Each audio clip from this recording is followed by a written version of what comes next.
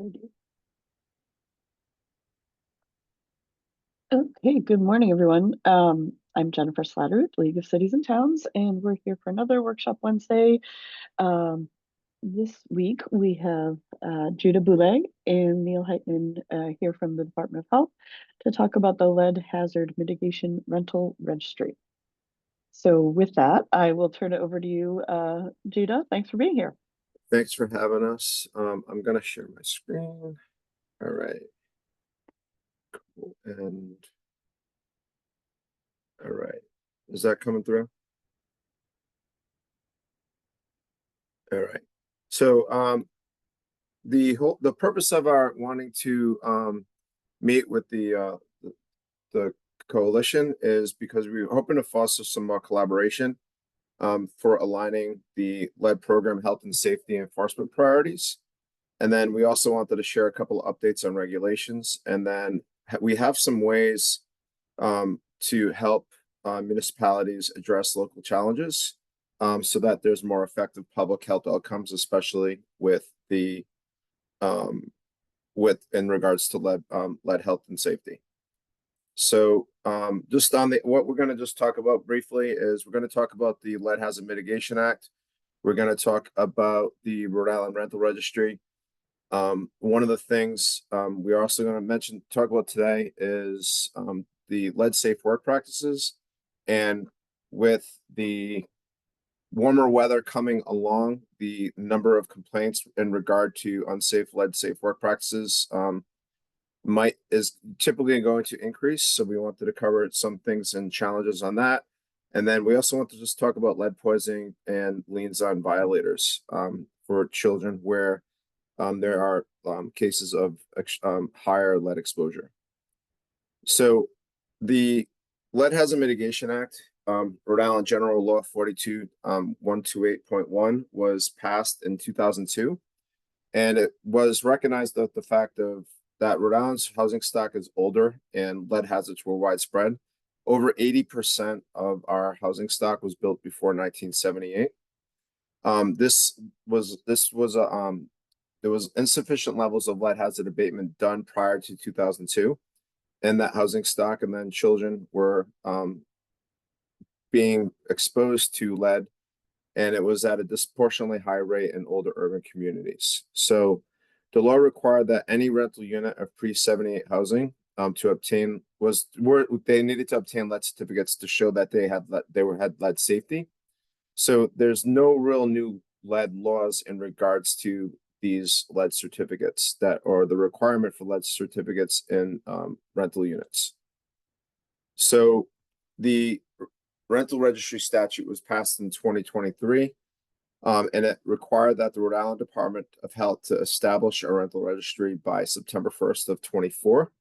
This gave the state a mechanism to identify the rental units in the state with a focus on pre-78 rental units.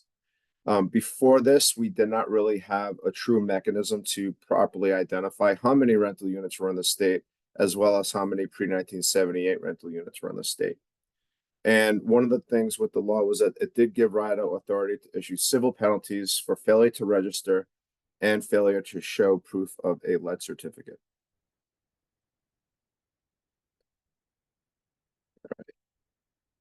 So with the registry, the requirements for the registry are that the landlords need to give a name or business entity which is responsible for that property, have an active address, so an active mailing address, whether it's a PO box or home address, just an active business address, an active email address, an active telephone number, and then if the property was managed by a property management company, they needed to provide the same contact information for that property management company, as well as information necessary to identify each dwelling unit. So if it was a 3-family house, that floor 1, floor 2, floor 3, if it was an apartment building, some way to identify each of the individual dwelling units within those properties. The other requirement for this is that the landlords who leased a non-exempt residential property that was built prior to 1978 also needed to show that they had proof of lead safety. So basically, it was an enforcement mechanism on a statewide level for the Lead Hazard Mitigation Act. The exemptions for properties which do not need a lead certificate are any temporary housing. These are places like seasonal places of residence where there's not the same tenant in place for more than 100 days. There's no lease or extension can occur, or any emergency shelter intended for night to night. Federally zoned or locally zoned elderly housing establishments, and then properties which had already received a full lead safe or a full lead free certificate in the past 25 years or so. That was determined by a comprehensive environmental lead inspection. The other requirements of the law were that landlords who did acquire a rental property, they just needed to register that property within 30 days after the acquisition, or that they started to lease to a tenant, whichever date was earlier, and that the deadline to register, the first deadline to register was October 1st, but every year there's an annual re-registration just to make sure that all up-to-date contact information is on file in the database. And then the statute did have some penalties. So the penalties for failure to register a property were $50 per month per unit. And then failure to provide a lead certificate was a fine of $125 per month per unit. And one of the things that is not a RIDO enforcement, but was also in the law, which is an important component, was that landlords could not evict a tenant for non-payment of rent unless the landlord wasn't compliant with the previous two requirements. So the failure to register for any residential unit, and then the failure to provide a lead certificate for only those pre-1978. So I don't know if anybody has been to the new registry or the database. It's had some tweaking since we first came out with the public database on February 12th. But right now, it's a map of every registered rental in the state of Rhode Island. Will show up on the map as a yellow dot. And then if you click on one of the yellow dots, it will give you the lead certificate status of those properties. So one of the other things is that we had, when we first came out with the registry, we had 2 months from funding to having to have a product out there. So we had a very simplified kind of registry, which had some issues with it, and it was more time intensive. The new registry for landlords is very seamless, and for a multi-family house with 3 units, it takes about 3 to 5 minutes to register the property in entirety. And then there's no requirement anymore to upload certificates. All that vetting is done on the back end, so it's a nice, easy, seamless flow. So it takes a constituent of the state roughly 3 to 5 minutes to register any property. So one of the things is how does a property get a lead certificate? And lead certificate comes through a lead hazard mitigation inspection. A licensed lead inspector of the state does basically 3 different things. The first thing they do is they walk into the property. They do a visual inspection of the exterior and the interior. And basically what they're looking for is a seamless coat of paint, no chipping paint, no damaged paint, no flaking, no, any type of disparity to the contact of any of the painted surfaces. That property would fail a visual inspection. All right. Once the visual inspection passes, then they would take 3 dust wipes of the unit and a blank. And then if there was a common stairwell or something for the units, they would also do a visual inspection of the common area, as well as a dust wipe of the common area. And then they would look at a visual inspection of the exterior and any accessory units. So if there was like a shed, the shed had to have a seamless coat of paint. If there was a garage, the garage had to have the same intact paint surfaces. And then if they passed all that, they get a certificate of conformance, which is valid for 2 years. So it's not a very invasive lead inspection. It's as long as there's seamless paint everywhere, then it's and the dust passes, then it's a relatively easy low,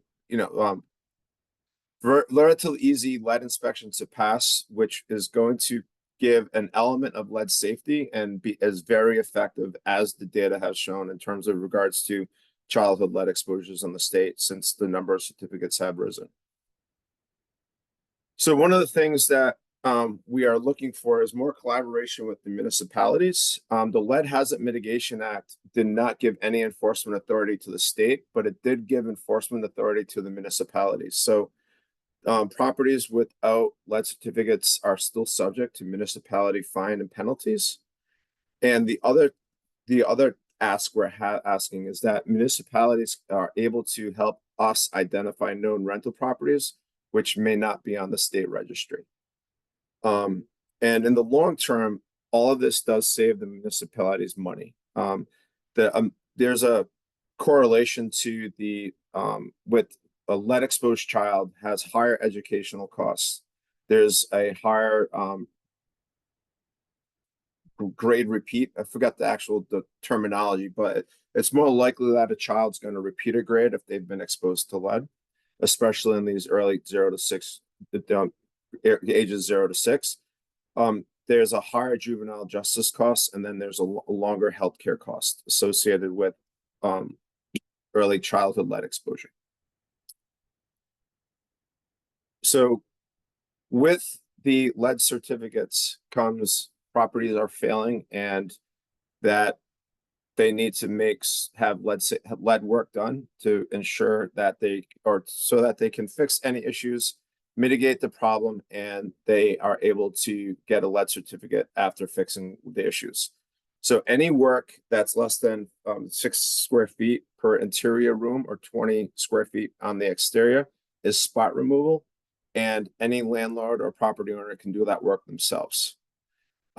Any work above that falls into a regulated activity, and we have 3 levels of regulated activity. So RRP, or renovation, repair, and painting, is just any type of renovation done on a pre-78 house that goes above that spot removal standard and is for something other than correcting an environmental lead hazard. So let's just say a pre-78 house wanted to have cabinets removed and put new cabinets in. Because the amount of work which is being involved is more than 6 square feet per that room, they would need to hire somebody who's a lead renovation firm, or somebody who's taken this RRP training. And the RRP training is an 8-hour 1-day course. Lead hazard control work is to correct known or assumed environmental lead hazards. So somebody has lead paint in their house and their walls need to be repainted. They would need to hire a similar lead renovation firm to do that work. And then lead hazard reduction work is work which is more of the abatement level, where somebody's actively going in and removing lead work. So those are the 3 levels of work. So for who can do what, as I mentioned, alluded to at the last slide, spot removal can be done by the property owner. They just need to complete a lead hazard awareness seminar. The RRP, or lead hazard control work, is done by a lead renovation firm, and it's an 8-hour class. The licensee the person who takes the class can then apply with the Department of Health for a 5-year license, which costs $100. And then it just requires that somebody who's on site has taken that class and can be the site supervisor. An owner can be a certified lead renovator, but they have to have a license in order to do that work.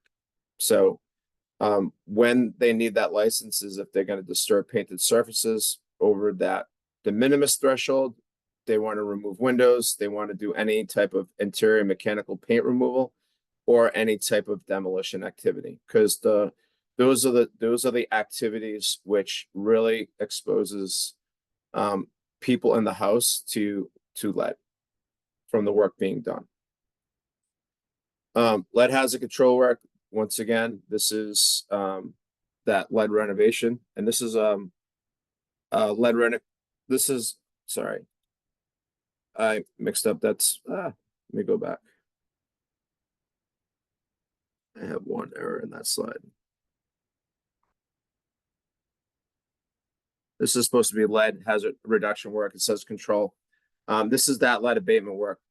In order for lead abatement to be done, it's a much more stringent and rigid process. This is a 40-hour course. The license is only good for 2 years because there's a lot of retraining that needs to be done in between licenses. And they're a certified lead renovator with the state of Rhode Island. I apologize. One of the things with the lead safe work, the department gets notified 7 days in advance. And those 7 days in advance, they have to the person who's doing the work needs to not only notify the DOH, but they need to renovate. They need to notify the tenants, and then if they're doing any exterior work, the DEM requires them to give 7-day notice to any neighbors within 50 feet. RIDO handles all licensing. RIDO takes interior and exterior complaints, and exterior fugitive dust complaints can go to DEM. I'm sure many of the municipal code officials get notified too. If somebody's going to usually submit a complaint, they send it to the code enforcement within towns as well as the DOH, from my experience. One of the things we are offering the municipalities, and this would be something free for the municipalities, but we have EPA funding where we're able to get code enforcement workers in each of the municipalities trained and certified in RRP.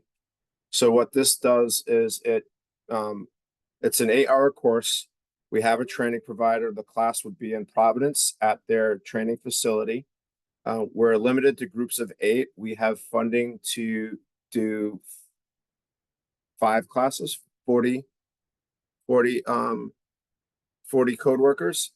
And basically what it just trains them on what lead safe work practices look like, and what, and just the basics of what the RRP is. So it gives them a training in that RRP, that renovation and paint class, so they know when they go to a site what RRP work looks like, what lead safe work practices look like. So that way, if they're the first ones to go to a code issue and they see lead safe work or unsafe lead work practices, being done, then you can follow the city or municipality process for handling that, as well as we can do it on the state level as well.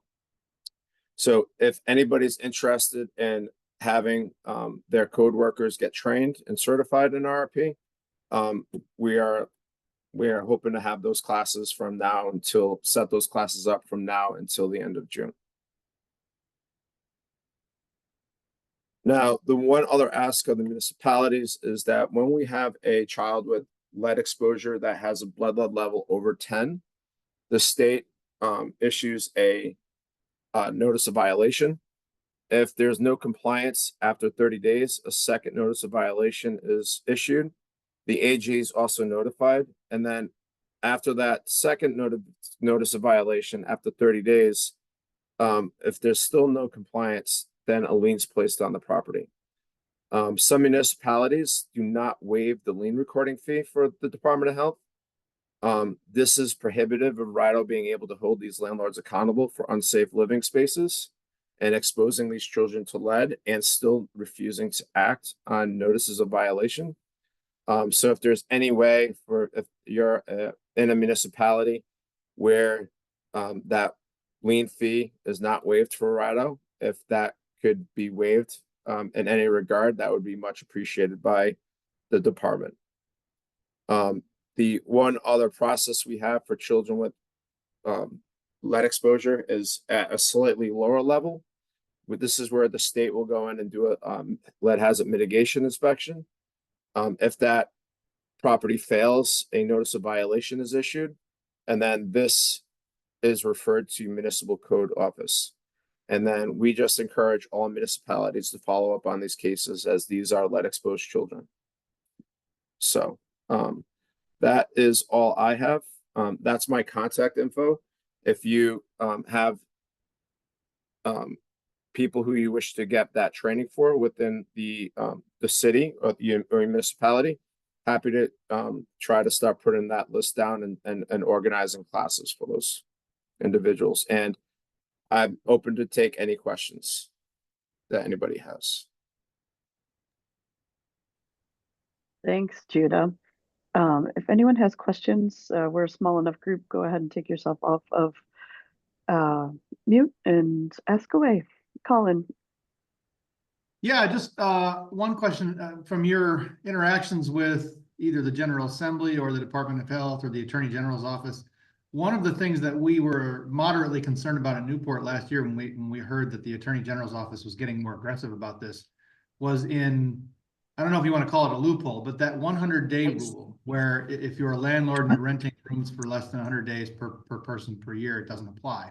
It struck us as a means by which, if we had someone that we for long periods of time, would instead kind of be felt forced into short-term rentals or month-to-month rentals, which is exactly the opposite of what we're pursuing here in Newport, and I think a lot of other communities as well. Do you have has that subject ever come up in your circles, the fact that that might be classified as a little bit of a loophole, or is it not really that salient? Neil, do you have any input before I have some? On my end at the legislature, that has not come up. But Judah, it's come up on your end. Yeah, so the only that piece, that loop, I wouldn't call it a loophole, it's an exemption. And that exemption has been on the books since 2002. So it's 25, roughly almost, well, 23 years since the law was passed. So that, I don't remember the law being passed because I wasn't in this job at the time. But like, if it was a loophole in the first couple of years of the law, I think it would have been addressed earlier. Because I think no, that's understandable. What wasn't the case in 2002 was the explosion of transient and short-term rentals that we've experienced in the last 3 or 4 years. So it's almost to some extent that exemption has not survived contemporary market activity. So that's our concern. I don't think there's a whole lot we can do about it, but it's just something that I bring to your attention in case it comes up. Yeah, I think what would have to be done, I don't think it's going to be an issue, but I do think that if looking at DBR, because DBR has the registry of all those short-term rentals to see how many of those rentals have what those numbers look like from year to year to year, or for the from like say 2020 all the way through the end of this year and then say 2026, just to see if there is like a rise. So I saw somebody else had their hand up. Feel free. Mike would. Yeah, if you don't have a certified inspector in your city or town, is there a pool of people that we can reach out to, or do you have some bank of people we can contact if we needed to? So yeah, so we have doubled the number of lead inspectors in the state since September of 2024. So there's a good number of lead inspectors. So if you call them up tomorrow, have availability. So, but if you're referring, I can't necessarily refer anyone to you, but if you used any licensed lead inspector and they're all licensed by the state. And that list's on our website. I can try to put it in the chat. I'll try and find it. I'm just looking for a pool where we could go to find them. Yeah, just listed somewhere. That's all. If I needed somebody. Yeah, Great. it's if you go to it's on the website. Yeah, it's on our website, and if you go to lead1978.com, that brings you to our resources for landlords, and then here I got the list of licensed lead inspectors in the state. I just put in the link.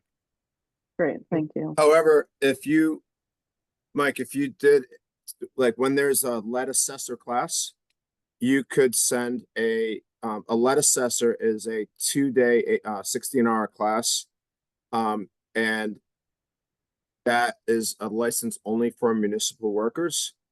And then if they did a small internship with a lead inspector, they'd be able to issue lead certificates, or they would, but outside of issuing the lead certificate piece, they do know how to do a basic lead hazard mitigation inspection. It's a license which would allow somebody who's working in the jurisdiction of a municipality the ability to do a lead hazard mitigation inspection, or given the knowledge to do a lead hazard mitigation inspection. So that's also an avenue. And if we want to talk more about that, happy to do so. Is that something that the money would qualify for as well from the grant money? Yeah, the EPA money is specifically for RRP, which is for the lead safe work practices, because that's the issue that which is going to impact multiple people, especially with exterior work. Judah, can you hear me? Yes. Mayor Bob De Silva. Hey, first off, I was on the road driving, trying to listen to your presentation. Thank you for sharing that with us. I did learn that we could have municipal staff certified on being inspectors, which is wonderful. I didn't know that, because one of the concerns I get from a lot of my residents is that they can't find, or there are not enough lead inspectors out there. So there's like a big waiting list. They're confused about it. So we want to kind of put something together for our community where, we want to kind of make a push again to educate people, tell them what they have to do under the law, but we'd also like to be able to help them get those inspections out of the way. Is that something that's allowed? Are you saying that I can have municipal staff certified on how to do those inspections? So you can have municipal staff certified to be a lead assessor, which is different than a lead inspector. Okay. So a lead assessor can do a lead hazard mitigation inspection. It's a 16-hour course plus there's a small internship, and it's very limited in terms of what type of inspections they can do and what regard. However, to counter the lack of lead inspectors, if you go to our list, and somebody just called through the list last week, there's people with next day availability. There's people on the list who are saying that, like, hey, we thought there was going to be more work than there is. We're just sitting around waiting around. The problem I think people are doing is they're not using the list from our department website, which I put in the link, and they're just Googling. And the first 3 people on the Google above the fold is they're booked out to, forever, because they're the ones on Google who, they've won the search engine optimization battle on Google, and like they're the ones that everybody's calling. And so like those inspectors are booked out in June and July and August, some already, but there's a lot of lead inspectors who have availability next week. Even one of the bigger, like I'd say, even some of the people who have been around the longest, right? They're lower down in the list just because of the list is alphabetized, and they're like, yeah, we thought we'd be a little bit busier. They have availability. So if people go to if you share the list and you say, just start in the center of the list, not at the top, they're going to be able to find someone who's going to have availability sooner than later. I appreciate that. Thank you. Thank you, Mayor. Phil, did I see you had a question before? No? Okay. All right. Anyone else? Colin, I would just say, as a member of the short-term rental commission, I would encourage you to express your concerns with Lauren Carson, and I'm sure that's something that she's the head of the short-term rental commission. I'm sure she would make sure to roll that into all the pieces that we're considering. I appreciate that. Thank you. Yeah, we were concerned about last year. We do have restrictions, as you know, in Newport and a lot of communities now in residential zones where we've been reluctant to do it in general business zones. And there's some lead in the general business zones too. So that's our fear, is that, folks who want to rent for long periods of time because they believe in the value of that to the community and to our housing stock would feel otherwise forced. Now, granted, they could get the lead work done, but there's a paucity of inspectors, and it's expensive. So Some of them will just take the easy route out and just shift to shorter term rentals to avoid that. And again, that exemption kind of encourages that. And so, yeah, I'll definitely speak with Lauren Carson about that going forward. Thank you. So Colin, just from a municipal standpoint is, you know, if people like to do the lead work, it's a 2-to-1 return on investment for a municipality.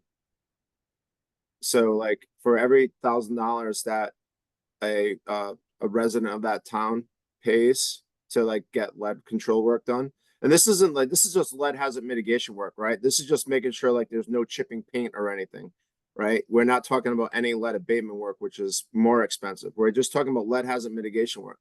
Like for every dollar a landlord will spend, there's a $2 return from additional costs down the line for that child in terms of like, you know, increased taxes for, you know, for educational costs. So you know, for every dollar that a landlord and your municipality spends to fix a lead hazard, like they're saving $2 down the road as a collective in taxes.